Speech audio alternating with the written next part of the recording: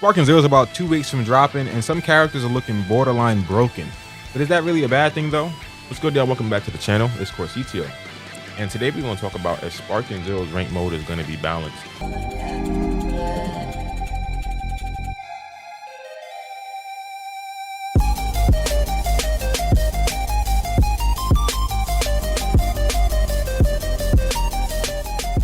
Now, my perspective is completely my opinion, so this is just me yapping, to be honest, but I wanted to make this video just to talk about why I'll still find enjoyment with this game, even if it is unbalanced. Now, as somebody who's never played the Budokai Tenkaichi series, this is going to be my first Budokai Tenkaichi game, but I played other arena fighters and I played other fighting games. I played games like DBFZ, I played games like Rainbow Fantasy vs. Rising, I played games like Lost Ark, I played El Sword, Blade and Soul. Now, I ain't gonna lie to y'all, some of y'all might have just heard those names and just been like, yo, what the fuck are those games? I've never heard anything from any of those games. And I might be watching this video and being like, yo, who the fuck is you? Like, you not nobody. Like, how you about to tell me about a game about to be unbalanced? You never played the game before.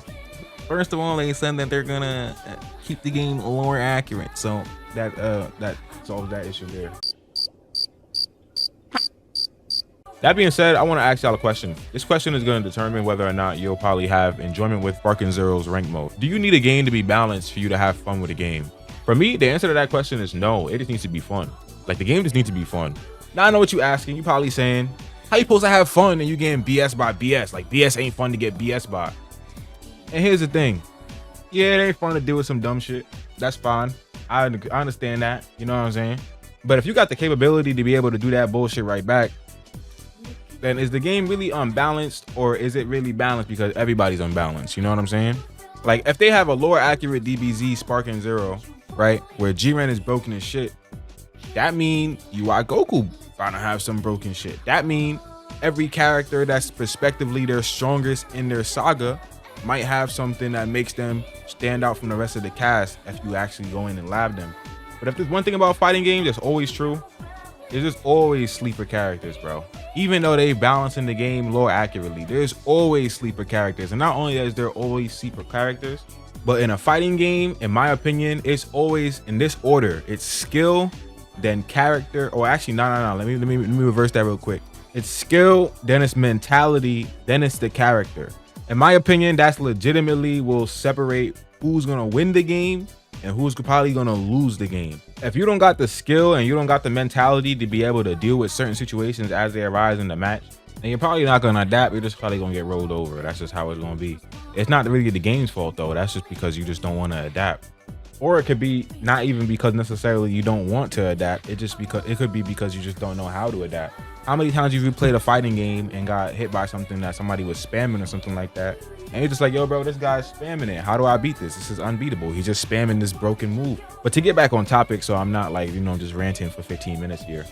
Basically, even if Bandai or even if Spike Junsoft was to go ahead and they want to go ahead and balance the game lore accurately, and characters like Jiren and UI Goku are really strong and everyone's picking them, there's still going to be, in my opinion, some type of niche situations where other characters can still make use of their advantages. And as long as you play to those characters' advantages, you'll do a lot better than somebody who's just spamming the same broken characters 24/7.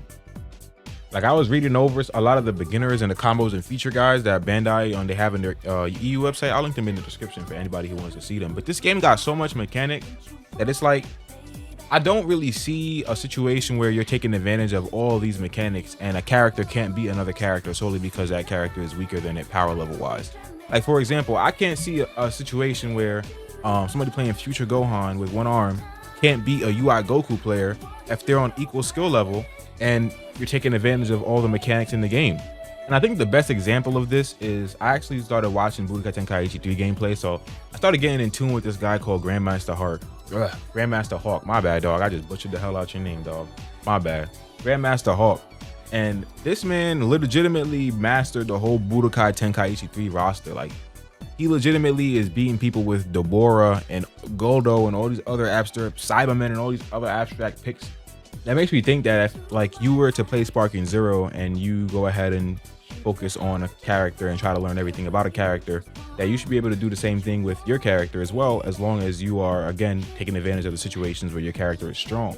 Now, from a casual perspective, I can definitely see how you may be like, oh, I don't want to do all this. I don't want to do all this extra labbing. I don't want to do all this extra situational awareness things and training and all this other stuff and spend hours on this game just learning characters. I don't want to do that. I want to have a game I can just jump in and have fun and don't got to worry about nothing being super crazy or no bullshit, nothing like that. I can definitely understand that, and that's definitely a valid point. You know what I'm saying? You pay $60 for a game, you should be able to enjoy it how you want to enjoy it.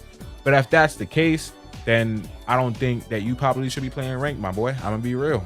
I don't think you should be playing ranked, my boy. If you don't really care to get like better at the game, like you just kind of want to enjoy the game for what it is, like a very casual experience, there's no necessary reason to get mad about ranked being unbalanced. Like if you don't plan on trying to get as good as you can with your team and being competitive, you don't necessarily need to be competitive to be playing tournaments and stuff like that. You can just be competitive because you just want to compete. Like some people just are natural competitors, they just like to compete.